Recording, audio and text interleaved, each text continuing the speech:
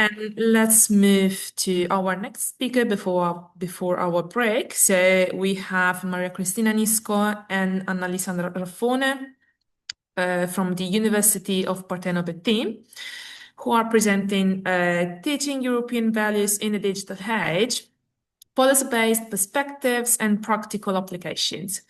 Okay, Cristina, Analisa, the floor is yours, and thank Hi, you. everyone. Thank you. Good morning, everyone. Thank- First of all, we would like to thank the Unior team and Catherine and Arianna in particular for having us here. I don't know if Annalisa can actually share Yeah. a presentation. Just a moment, please. Okay.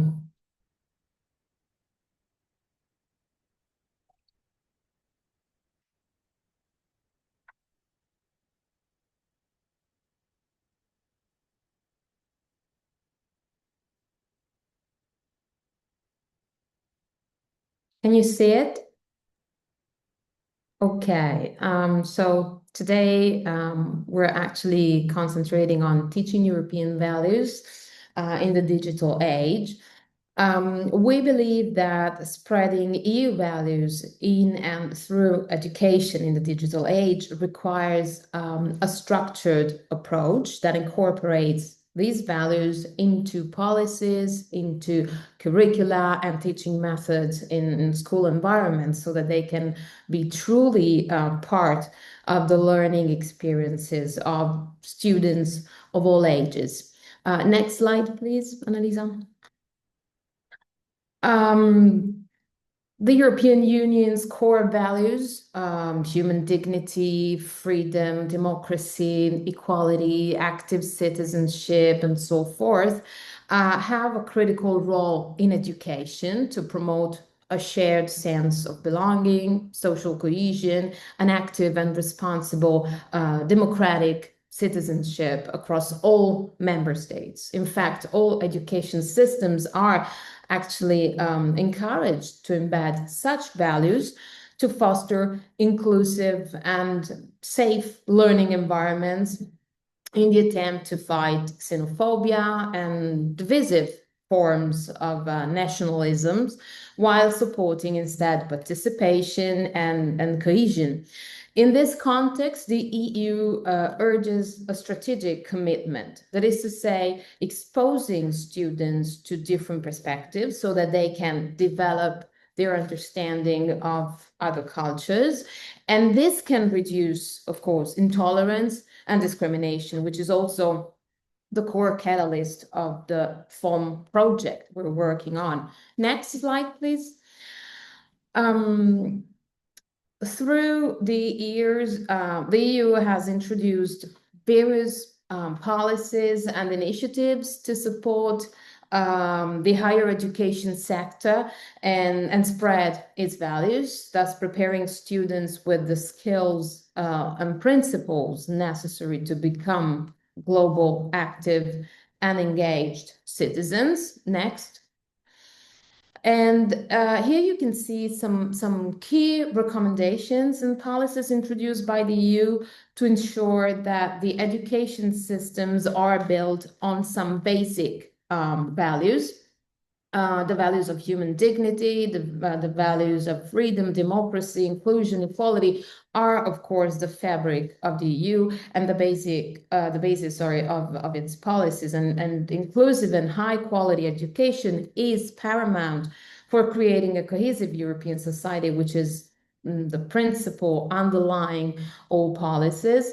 We only mentioned the most recent EU policies in the field of education, as you can see, ranging from 2018 to 2024, which can be of interest because they generally suggest measures to achieve equal opportunities in education and invariably encourage mobility to develop intercultural competence, multicultural understanding, and also active citizenship. Next.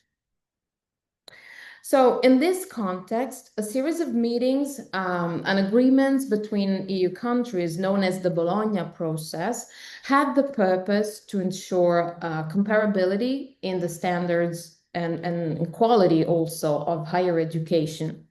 So it was meant to bring more coherence to higher education systems across Europe. It established, let's say, the European higher education area to facilitate student and staff mobility, to make higher education more inclusive, more attractive, and more competitive worldwide, not only to prepare students for the labor market, but also to prepare them to be active and responsible citizens. So the Bologna process had the core mission to enhance the quality and relevance of learning and teaching while contributing to the construction of more inclusive, more democratic societies, although we must say that the implementation of reforms is uneven across the 49 participating countries. Next slide, please. The promotion of EU values in education can, of course, have some key benefits, which mostly pertain to critical thinking, as you can see, empathy and respect for diversity, and civic participation. As I said, EU values encourage active citizenship. So students are supposed to think critically, to participate in democratic processes and understand their rights and their responsibilities, so they can be informed, they can be engaged citizens. And of course, empathy, respect, solidarity, equal opportunities are also emphasized to fight social exclusion and promote tolerance and non-discrimination, so contributing to society as a whole. Next. Here are some practical applications. There are diverse and impactful practical applications of EU values in education, shaping not only what is taught, but also how it is taught and why. Some key areas where EU values are actively applied are curriculum design. So EU values can be embedded in subjects like history or, for example, ethics and philosophy, or civic education, teaching, for example, the Holocaust or migration through a human rights lens perspective. Then we have student activities, encouraging students' voice and participation with debates and simulations following the EU model. Teacher training, so that educators can recognize and address discrimination. They can promote inclusive and respectful classroom environments, and also use participatory methods that reflect somehow democratic principles, for example, with workshops on intercultural equality or gender equality in schools. Another key area is, of course, technology integration, and Analissa will tell us more about that in a minute. Mobility programs with EU-funded initiatives like the Erasmus Plus program to promote cross-cultural learning and cooperation. And of course, stakeholder collaboration. Stakeholders also play a crucial role in the process of education. And by that, we refer to the different actors involved in the educational systems, not only students and teachers or educators, but of course also school leaders and administrators, parents and families, and then policymakers and governments. And now I'll leave the floor to Analissa. Thank you very much, Cristina. Sorry.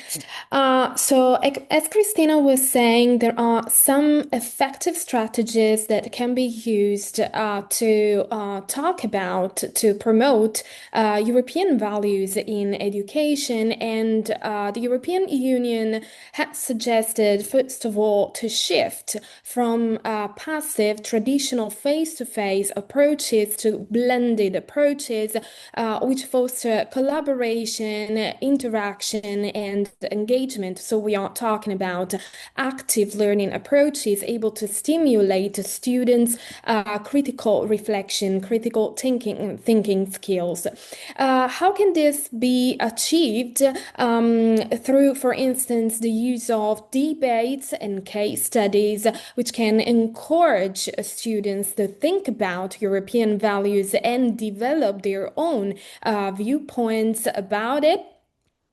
By including students within social responsibility programs such as community initiatives, and by creating materials that could be accessible to every student. So we are talking about inclusive learning materials. There are some tools and that have been developed over time to foster engagement and active participation in the learning environment.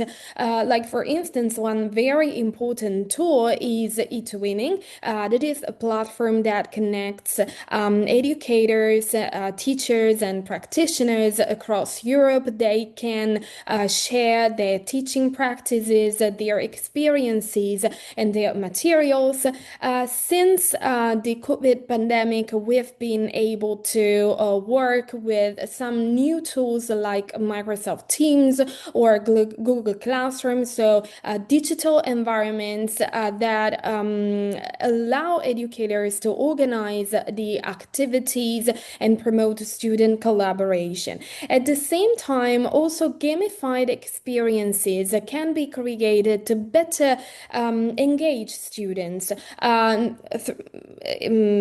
towards European values, but by fostering also the interactive participation concerning cross-cultural experiences. So here we just have decided to mention some of the most used tools such as Kahoot, which provides a very game-based multimodal experience to students who can use their smartphones or tablets or computers to engage with the activities. At the same time, today we are going to present a way in which European values can be thought and at the same time learned within a specific lesson plan by using Padlet and Mentimeter. They can be used at any level, from the school level to the university ones, according to the different characteristics that they have.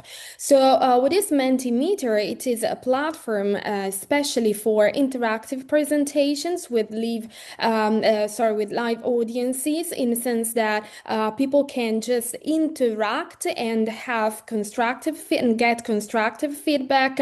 Its main features are its interactivity, because as I was saying before, students can interact immediately with their smartphones, tablets, and computers. It allows to use different features and question types, like multiple choice questions, open-ended questions. They can be used according to the different activities or the different targets or the different goals. A very important feature is the one that I have just mentioned, real-time feedback. So students can interact both peer-to-peer and with the instructor, and this encourages participation, engagement, and critical thinking.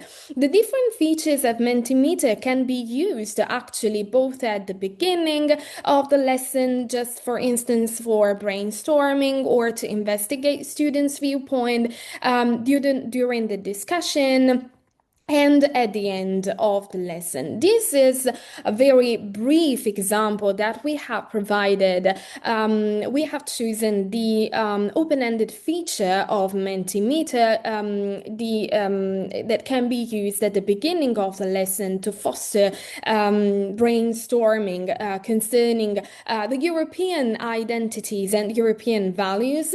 On the left side of the image, you can see the teacher screen, so you can create create the open-ended question the way you like the most, and we have added an image, and then students can interact through a QR code or by using the Mentimeter code. On the right part of the image, you can see the way in which students are going to view these questions, just for instance, on their smartphone, and they have the opportunity to provide a very short answer just to brainstorm about the topic.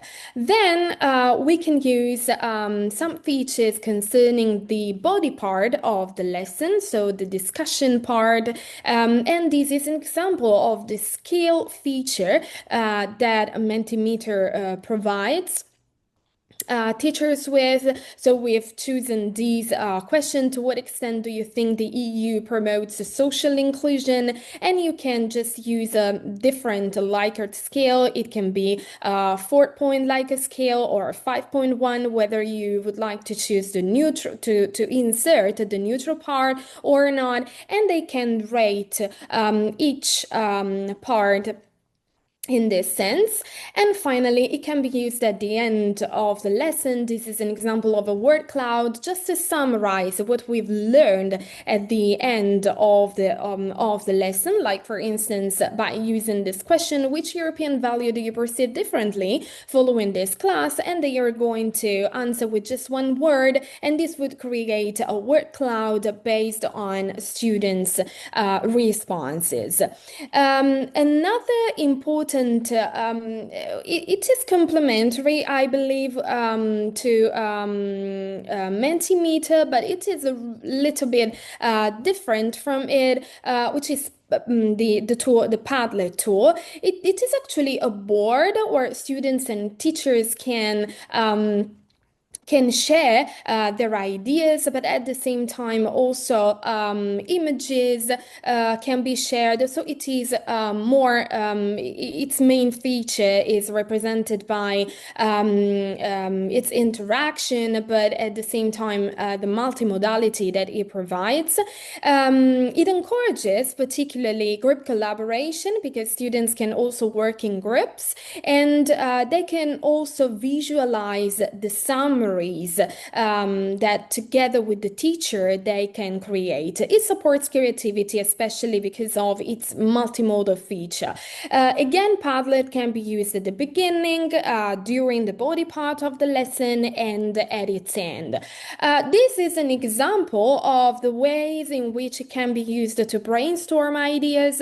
I have so provided you here, as you can see, with these with this wall, we have chosen to create the way in which students would interact with this wall. So the teacher creates this EU values wall, for instance, and the teacher can ask students to post a word they associate with Europe or European values. In this case, you can see the imaginary responses from the students, so they can choose to associate to the text a specific color or a specific image, so to make the brainstorming session more interactive. Based on what has been said and created at the beginning of the lesson during the brainstorming part, then we can pass on to the debate board, which is another very interesting feature that can be created through Padlet. Here we chose the Starry Night desktop by Van Gogh to make things more interactive. And the debate board is really interesting because here you can foster the discussion section. So based on what students had previously inserted, like the freedom value, social inclusion, and equality, they should post real examples concerning EU values under each column. And finally, there is another very interesting feature that can be used at the end of the lesson, the so-called summary feature for constructive feedback and reflective learning. Here, the teacher can decide to post a list of but by asking students, can you please tell me three things that you've learned at the end of this lesson, two areas you would like to further explore, and one question that you still have, just like a call to action for a second session, a second lesson, and so on. And these were some examples through which European values can be fostered within the school and also university environment. And we would like to thank you for listening to us. Thank you, Analissa. Thank you, Maria Cristina, for your presentation. Okay, I see one question in the chat from Simone Causa, who's asking, has the Mentimeter been used in class? If so, what were the results, particularly in relation to the overall discussion of the EU values and related topics? Cristina, if you want, I can ask this question. Sure, no problem. Okay, this was just a theoretical background, and as you can see, we have not provided you with some very practical applications, but this is something that we would like to do further, just like as a second step. This was just a presentation of the ways of the tools and the ways in which they can be used in the classrooms. Thank you, Simone, for your question. Okay, are there any questions? Yeah. Christina, that was really useful, actually. Thank you for all those tools, so it would be great maybe to collaborate in creating some of these activities and maybe involve some schools together. And, this could really, I think, bring some really fruitful, outcome, because obviously, young learners and students are our future, and it's really, really important to engage them in a way that really involves them active, as you were saying, as active learners, and also maybe as people who then will bring these values, in their, outside of academia. So thank you so much. That was really, really useful, and I hope we can collaborate further in the future. Thank you. Thank you, Catherine, for your comment. Yes, we believe that addressing schools is pivotal in what we're doing as a FOM research group, because the problem is not only to engage students, but also to train educators, because sometimes they are not able to distinguish forms of discrimination, so to identify forms of discrimination. So it is a two-way context in which we probably need to operate, a double context in which we need to operate in our project. Thank you for your comment. Okay. Are there any more questions from the floor? Okay, so if not, I think we can close the first part of this webinar. So it's time for a short break. So we'll meet back here at 12:30 for the workshop. Okay, with Thank you. Bianca and Thank Jennifer. you. Thank you so much. Thank you. See you in a while.